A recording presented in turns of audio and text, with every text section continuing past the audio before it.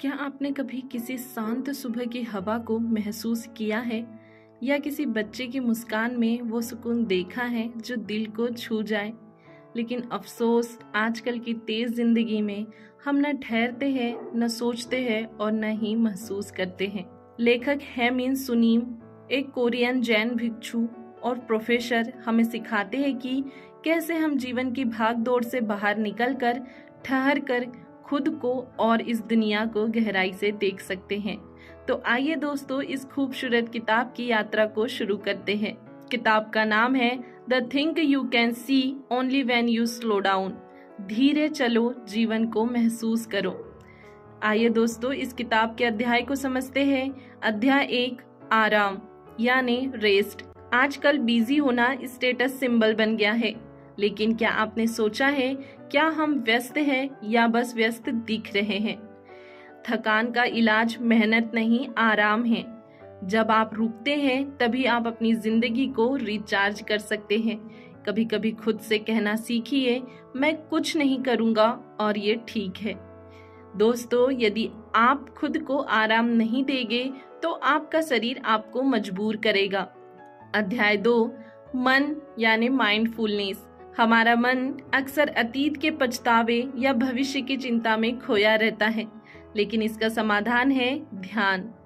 दोस्तों, अभी इस पल में होना ही सच्ची उपस्थिति है। सांस पर ध्यान देना, छोटी छोटी चीजों पर ध्यान देना, यहीं से बदलाव शुरू होता है। ध्यान कोई एक्स्ट्रा काम नहीं, ये जीने का तरीका है। दोस्तों, जब आप अपने विचारों को देखने लगते हैं तो वो आपको नियंत्रित करना छोड़ देते हैं। अध्याय 3, जुनून यानी पैशन। आज की दुनिया में पैशन को सब कुछ माना गया है, लेकिन क्या हर जुनून आपको शांति देता है? जुनून में संतुलन जरूरी है। दोस्तों, अगर आप अपने जुनून के पीछे भागते हुए खुद को खो रहे हैं तो रुकिए। खुद से पूछिए, क्या यह मुझे भीतर से भर रहा है या जला रहा है? अध्याय 4, रिश्ते यानी रिलेशनशिप। हम दूसरों से प्यार चाहते हैं, लेकिन कभी खुद को समझने का वक्त नहीं निकालते। दोस्तों, अच्छे रिश्ते संवाद, सुनने और स्वीकार करने से बनते हैं। सामने वाले को बदलने की कोशिश करने से बेहतर है कि हम अपना दृष्टिकोण बदलें। क्षमा यानी फॉरगिवनेस रिश्ते को नया जीवन देती है। दोस्तों, किसी को समझना प्यार करने की शुरुआत है। अध्याय 5, प्रेम यानी लव। आजकल का प्रेम बहुत तेज हो गया है, इंस्टेंट, कंडीशनल और अधूरा। लेकिन सच्चा प्यार क्या होता है? दोस्तों, यह वह होता है जो बिना शर्त के हो। प्रेम कोई व्यापार नहीं, यह देने की कला है। अपने भीतर प्रेम पैदा कीजिए बिना किसी अपेक्षा के। खुद से प्रेम करना पहला कदम है, तभी आप दूसरों को भी सच्चा प्रेम दे सकते हैं। अध्याय 6, जीवन यानी लाइफ। क्या हम जी रहे हैं या सिर्फ दिन काट रहे हैं? जीवन कोई भाग दौड़ नहीं, यह अनुभवों की यात्रा है। छोटी छोटी चीजें, सुबह की धूप, चाय की चुस्की, पत्तों की सरसराहट, ये ही असली जिंदगी है। जीवन को पूरा जीने के लिए धीरे चलना सीखना होगा। दोस्तों, तेज दौड़ने से मंजिल जल्दी नहीं मिलती, बल्कि रास्ता छूट जाता है।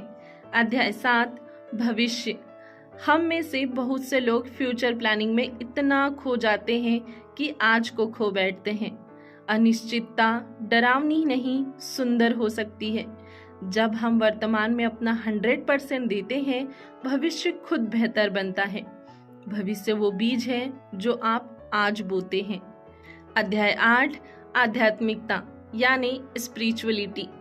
आध्यात्मिकता का मतलब मंदिर जाना या पूजा करना नहीं, ये है अपने भीतर की शांति को महसूस करना। जब आप मौन में बैठते हैं तब आप अपने भीतर के शोर को सुन सकते हैं। आत्मा की आवाज बहुत धीमी होती है, उसे सुनने के लिए आपको शांत होना पड़ता है। दोस्तों, सेवा, करुणा और कृतज्ञता ही सच्ची आध्यात्मिकता है। The thing you can see only when you slow down सिर्फ एक किताब नहीं, यह एक नजरिया है जो हमें सिखाती है खुद से जुड़ो, पल में जियो, धीरे चलो और जीवन को सच में देखो, महसूस करो। दोस्तों, आज से ही एक नई आदत बनाइए। रोज 10 मिनट सिर्फ खुद के लिए निकालें। अपनी सांसों को सुने, अपनी सोच को देखें, क्योंकि असली सुंदरता तभी दिखती है जब हम रुकते हैं। दोस्तों, यह वीडियो आपको कैसा लगा यह कमेंट बॉक्स में हमें ज़रूर बताइए।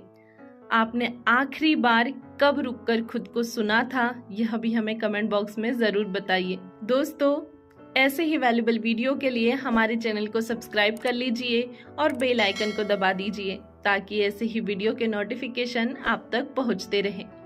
यदि आप चाहें तो इस वीडियो को अपने दोस्तों तक शेयर कर सकते हैं, क्योंकि जब हम दूसरों की मदद करते हैं तो ये नेचर हमारी मदद करता है।